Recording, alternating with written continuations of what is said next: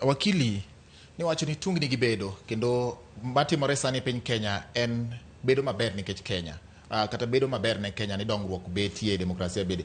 Tungni mosebedo kind executive kada bad sirikal mamalo maduong' kaachiel kod mar doho. Bende en gima dho ngere luongo ni constructive.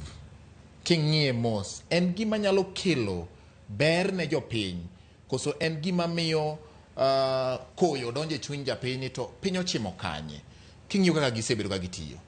Iyudo situation ma Chief Justice gi President gin osiepe ma gilimore pile to gikuotho kigin ma jopiny kia gik ma giwacho to onge tension manyiso ni nitie one arm of the government ma ok independent, okay? Because kaka nawacho ni tich mar judiciary kaluwore gi public law en ng'iyo ni to jo executive ka parliament oseloso chik be implement chik no maber, okay? And therefore once in a while libro yudo ni nitie minister, nitie president or any other government officer ma feel ni nyose make decision to judiciary oduok ketho. Decisions mag judiciary nitie mabeyo to nitie manyalo bedo ni richo. Ineno ka judiciary ka magistrate to make decision to ng'ato nyadhi mondo apile high court, jo high court nyalo dhi apile court of appeal, ja court of appeal nyalo dhi mondo apile e Supreme Court. To kata Supreme Court king nyalo ng'iyo for instance yiero ma 2017 kata kane Supreme Court knows make decision nitie part of Kenya and a very big part of Kenya mane feel ni judiciary nyalo bed no make a mistake in decision mare. Sani, even as we are discussing watching yes. Nitie part of the legal fraternity ma raise issues against judiciary, nitie corruption in judiciary or make decisions maber, nitie incompetence and so on and so forth. So it is important ni the various groups mantie in the nation nyaka raise issues against each other. Eka sama issues bedo raised against the judiciary, eka judiciary be improve on their services. At the same time, some judiciary be raised issues, for instance, ni kaka wasebedo kwa relate, for instance, kakumiwa security, okumorwa.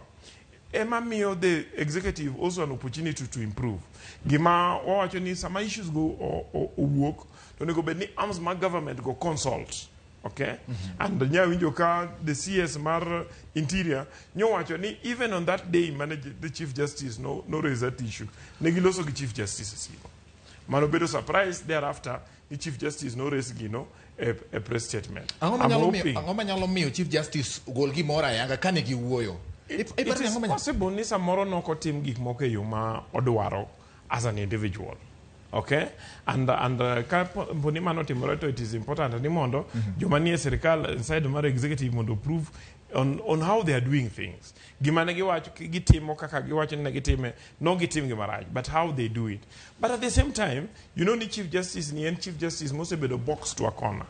And that is ni jimangeny nitie part of the legal fraternity and members of the public ma raise complaints kako sebedo ko run judiciary. And therefore it is possible ni Chief Justice be temo mondo oyude excuses. Ni gimomi igoya eni jomoko ok dwara. Okay? And emomiyo nyogi maya security. Yes. Yeah. So it is important mondo gigo be discuss openly. Because when you know align on the side of my Chief Justice, to kara en manangama demo pando the problems mani judiciary.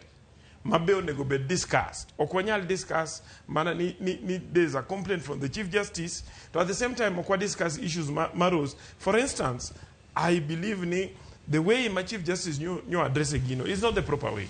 There are organs makelo gi kamora chiel maginyalo discuss kama go se fail kore kanyalo biro e public mo wachi ni imaya security because kok gi explore mago to cause unnecessary tension and alarm in the members of the public manyalo kelo tulo for no apparent reason.